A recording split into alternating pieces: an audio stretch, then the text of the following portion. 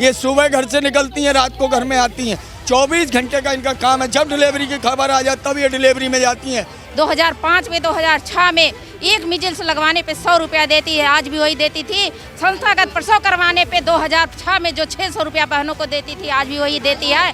कृपया करके हमारी एक निर्धारित मानदेय किया जाए और एक कर्मचारी का दर्जा दिया जाए, बस यही मांग है। कि ऐसा एक सामाजिक स्वास्थ्य कार्य करती है तो समाज में हमको सम्मान मिलता है, लेकिन जिनके लिए हम काम कर रहे हैं, जिन हम डॉक्टरों के लिए काम कर रहे हैं, जिस हम BCPM के लिए काम करें, जिस हम ANM के लिए काम करें, वो हम लोगों को कुछ नहीं। और ये शर्म आती है कि अगर हम एक पेशेंट लेके जाते हैं तो अगर हम बता देते हैं कि हम अस्पताल के अटेंडेंट है या पेशेंट के अटेंडेंट है, तब तो हम लोग बैठ सकते हैं। लेकिन अगर उनको दिख जाते हैं कि हम आशा चलिए चलिए आशाएं आ जाती हैं या सर पे आ जाती हैं बैठने के लिए, ऑन ड्यूटी आशा को थप्पड़ मार दिया जाता है। कोई नहीं, सिर्फ खाली कागजी कार्रवाई होती है, हकीकत में कुछ नहीं है। ये जो सरकार कहती है महिला हिंसा, महिला हिंसा, महिला हिंसा, सारी हिंसा तो आशाओं के साथ ही होती है। सारी आशा बहनें दीपावली 12 तारीख की या 11 तारीख के लिए जंतर मंतर पर प्रस्थान करेंगी और दीपावली सारे लोग अपनी घर की नहीं बनाएंगे, जंतर मंतर पे बनाएंगे। जैसे जैसे चुनाव नजदीक आ रहा है वैसे वैसे ही हम देख सकते हैं कि विभिन्न संगठनों के कर्मचारी अपने अपने प्रदर्शन, अपनी अपनी मांगों को लेकर यहाँ पे धरना प्रदर्शन कर रहे हैं।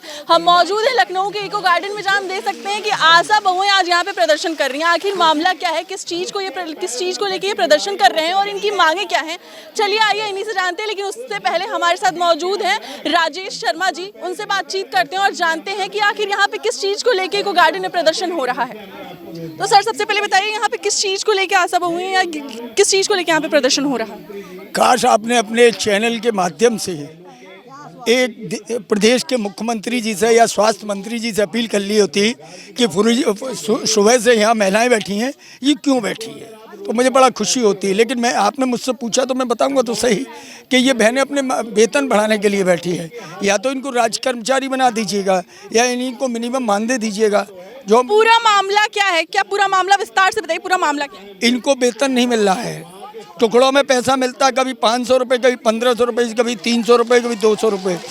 एक्चुअल इनको 18,000 रुपये मानदेय दीजिए या राज्य कर्मचारी का दर्जा दीजिए। इस चीज़ की लड़ाई है।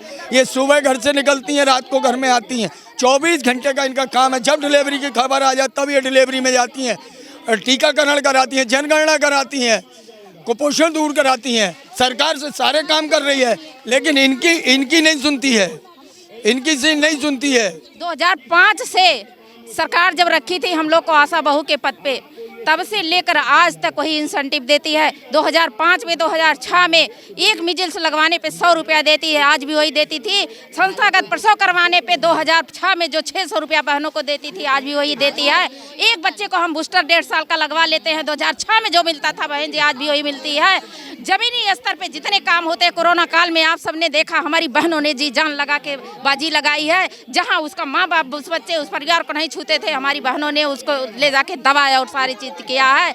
आज भी वही एक गोल्डन कार्ड वोट लेने के लिए, इतनी गोल्डन कार्ड, आयुष्मान का भारत गोल्डन कार्ड की वो चलाए हुए अभियान। हमारी बहनें 4 बजे से ड्यूटी लगती है, 5 बजे सुबह 4 बजे। क्या अपनी मांगों को लेकर आप कहीं गए थे, कहीं सुनवाई हुई है या नहीं हुई है? कई बार हम लोग जा चुके हैं, कई बार हम लोग लेटर के माध्यम से हाँ करा चुके गए हैं। पर हुए नहीं। दिल्ली में भी गए थे हम लोग, यहाँ प्रदेश अध्यक्ष योगी सरकार को भी बता चुके हैं लेटर के माध्यम से, जा करके NHM ऑफिस में कि हमारी मांगे पूरी की जाए। हमारी बहनों को बहुत पीड़ा हो रही है, हमारी बहनों को जो पैसा आप देते हो बहनों तक नहीं पहुंच रहा है। कृपया करके हमारी एक निर्धारित मानदेय किया जाए और एक कर्मचारी का दर्जा दिया जाए, बस यही मांग है। और नहीं, जब तक आप टुकड़े टुकड़े में पैसा देते रहेंगे हमारी बहनों को, हमारी बहनों तक नहीं पहुँचेगा। पता ही नहीं चल पाता वो कितना पैसा आता है। जो टुकड़ों में पैसा हम लोगों को दिया जाता है, वो पता ही नहीं चल पाता है कि कितना पैसा आ रहा है और किस मंथ का आ रहा है। क्योंकि 2-2, 3-3, 4-4 महीने का तो हम लोगों का पैसा ही नहीं आता है। क्योंकि जो हम लोगों को मिलता है, जो एक छोटी सी पूंजी मिलती है, एक जो कितनी पूंजी मिलती है हम लोगों को 2200 है, 2275 रुपये है, 2275 रुपये आ रहा है। लेकिन वो भी जब हम अपना कोई काम करेंगे, तब आता है। अगर काम नहीं करेंगे तो उसका पैसा हमारा काट दिया जाता है। सब जब 5 मदों का पैसा आता है और जो हम लोगों का सम्मान भी नहीं मिलता था। हाँ। और दूसरी बात है, चलिए हम तो अपनी आशाओं की तरफ से एक बात रखना चाहेंगे कि सब कुछ तो है, पैसा एक अपनी अलग जगह पर है, मेन चीज हम आशाओं को सम्मान नहीं मिलता है।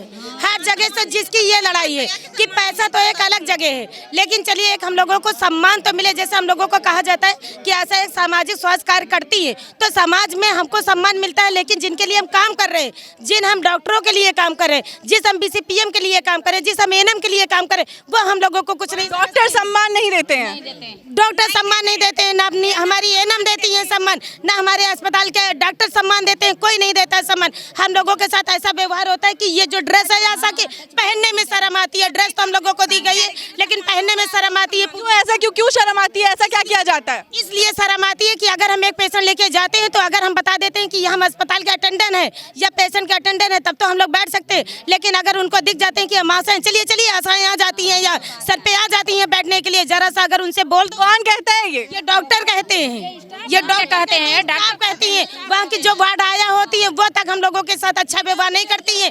ये बताइए डॉक्टरों जो है हमारे जो है ना, जब ये बताइए इतनी जब हम लोगों के साथ असमानता हो रही है, इतनी असमानता ये हमारे शासन प्रशासन ने कर रखा है कि वो अपने सब कुछ तो ठीक है, उन्होंने जो है ना आशाओं के लिए क्या सुविधा दे रखी है। अस्पताल में सुविधा नहीं, पेशेंट तो जाता है उसको बेड मिल जाता है, उसका अटेंडेंट उसके साथ हो जाता है, आशाएं कहाँ जाए, भटका करे। पेशेंट के लिए 102 एम्बुलेंस है, आशाएं तो चलो एम्बुलेंस से चली गई, लेकिन जरूरी नहीं कि हर आशा के घर में भाई हो बहन हो या उसके घर में कोई छोड़ने वाला हो सकता है उसके घर में कोई ना हो, चली तो आएगी एम्बुलेंस से, लेकिन जब पेशेंट के एडमिट हो जाता है तब वो कैसे जाएगी। तो इसकी शिकायत कहीं की है आप लोगों ने? कहीं शिकायत करें, किससे हम लोग शिकायत करने जाए? के माध्यम से गया शिकायत, हम लोग जानते हैं शिकायत गई शासन प्रशासन को गई, DM साहब को गई, यहाँ मुख्यमंत्री को गई, हम लोग लिखित द्वारा प्रशासन ने हमारे साथ अभी मोहनलालगंज में बवाल हुआ था। मोहनलालगंज से हम आशा है, एक जो डॉक्टर थे वहाँ के अल्ट्रासाउंड वाले बहुत वीडियो वायरल हुआ था, सरोजा नाम से, वो हम है, जब डॉक्टर ने थप्पड़ मार दिया था, बताइए तो वो आशा में क्या हम लोगों को सम्मान मिलती है? एक डॉक्टर होके ऑन ड्यूटी आशा को थप्पड़ मार दिया जाता है, कोई कार्रवाई नहीं? अगर आपको थप्पड़ मार दिया गया तो इसकी कोई कार्रवाई हुई कि नहीं हुई? जब हम लोगों ने धरना रखा, अस्पताल का गेट लॉक कर दिया, IMI जब हम लोगों ने वैक्सीन नहीं उठने दिया, उसके बाद तब भी हम लोगों को शासन प्रशासन से वहाँ सारा पुलिस पूरा थाना विभाग वहाँ बैठ गया लाठी चार्ज करने के लिए कि आशाएं अगर कुछ करेंगी, जो हमारे ACMO साहब है वो गए, वो हम लोगों को धमकाने लगे कि अगर आप लोग अगर यहाँ पे धरना रखी तो आप लोगों को निरस्त करवा दिया जाएगा, FIR कर दी जाएगी, आप लोगों पे मुकदमा डाल दिया जाएगा, आप लोगों से नौकरी हटवा दी जाएगी। तो इस तरह की हम लोगों के पास धमकियाँ आती हैं। तो बताइए उसमें 4 आशाएं तो साथ देती हैं, 10 आशाएं बेचारी डर जाती है, क्योंकि उनके पास भी इतने आज की बेरोजगारी में उनके पास भी कोई रोजगार नहीं है। तो बताइए क्या किया जाए? हम लोग के पास जो आयुष्मान कार्ड बनने का है सिर्फ 5 रुपए मात्र है, वो भी कब आता है कब नहीं आता है। और जरूरी नहीं हम लोग सबका आयुष्मान कार्ड बना रहे हैं, सबका बना रहे हैं, लेकिन जो आशा है उस लायक है, बहुत आशा बगैर आयुष्मान कार्ड के मर रही है, उनका कौन आयुष्मान कार्ड होगा? तो सरकार को ये नहीं दिखाई देता है। एक तरफ तो सरकार महिला को 33% का आरक्षण दे रही है और वहाँ आप लोग के साथ इतना भेदभाव हो रहा है, क्या कहना चाहेंगे इस पे आप लोग? यही हम कहना चाहेंगे कि कोई नहीं, सिर्फ खाली कागजी कार्रवाई होती है, हकीकत में कुछ नहीं है। ये जो सरकार कहती है महिला हिंसा महिला हिंसा महिला हिंसा, सारी हिंसा तो आशाओं के साथ ही होती है, सारी हिंसा आशाओं का शिकार होती है। कौन सी आशा ऐसी है जो हिंसा का शिकार नहीं होती?